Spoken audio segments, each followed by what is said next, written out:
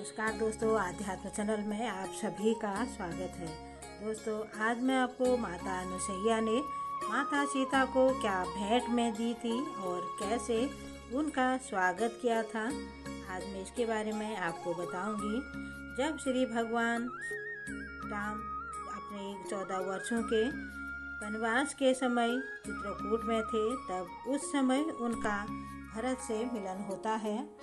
तो उस समय वो भरत के जाने के पश्चात जब भगवान राम ने वहाँ से जाने का निश्चय लिया था, तो वह अयोध्या की प्रजा को उनका निवास स्थान पता चल चुका था और इसी कारण भगवान श्री राम ने वहाँ से निकलकर आगे दंडकारण्य बन के जाने का निश्चय किया था।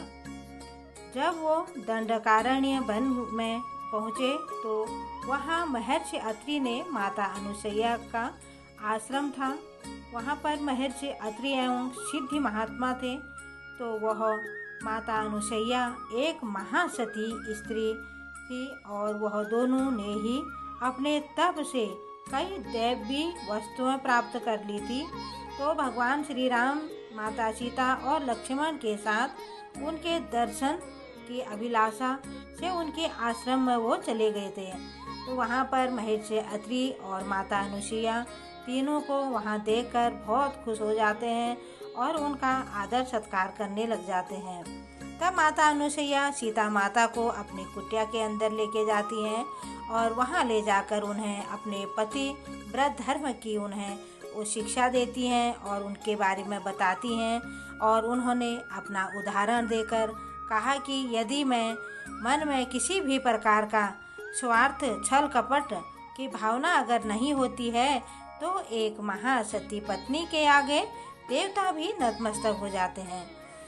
तो इसी के साथ माता अनुसैया ने माता को सीता को कई दैवी वस्तुएं भी भेंट की थी, जिनमें उन्होंने मुख्यतः 3 चीज़ें माता सीता को दी थी।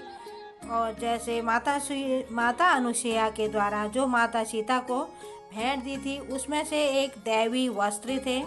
जो माता अनुसैया से वस्त्र माता सीता को मिले थे, वह इसी प्रकार के कपड़ों से बन में थी, जो कभी भी मैले नहीं होते थे। उन्हें कभी भी धोने की आवश्यकता नहीं पड़ती थी। और वह कई प्लास्टिक के कपड़ों ने ले लीजिए, प्लास्टिक एक ऐसी चीज़ है जो कपड़े के जैसे मैला इत्यादि नहीं होता है और उन पर पानी का हल्का छींटा भी साफ किया जा सकता है। इसी प्रकार के उन्होंने माता अनुसैया ने सीता माता को वस्त्र दिए थे और कभी वह मैले नहीं होते थे।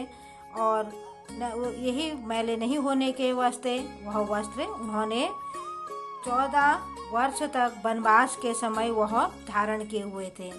और दूसरी दैवी आभूषण था, जो आभूषण माता सीता को महासती अनुसैया ने दिए थे, वह एक अलग प्रकाश अपने चारों ओर फैलाने वाले थे। साथ ही उनमें किसी भी प्रकार के जंग मैल और कोई चीज़ नहीं लग सकती थी। वे अपने प्रकाश को अंधेरे कमरे में भी रोशनी कर सकते थे। इन्हीं आभूषणों को माता सीता ने अपने अपहरण के समय रावण के पुष्पक विमान से नीचे फेंका था, ताकि राम और लक्ष्मण को उन्हें ढूंढने में सहायता हो सकती थी।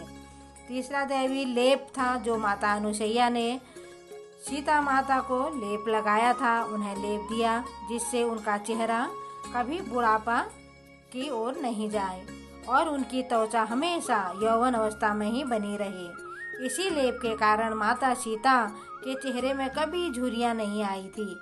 वह हमेशा सुंदर लगती थी और यौवन अवस्था में ही लगती थी और वह कभी बुढ़ापे की अवस्था में नहीं लगी। Thank you.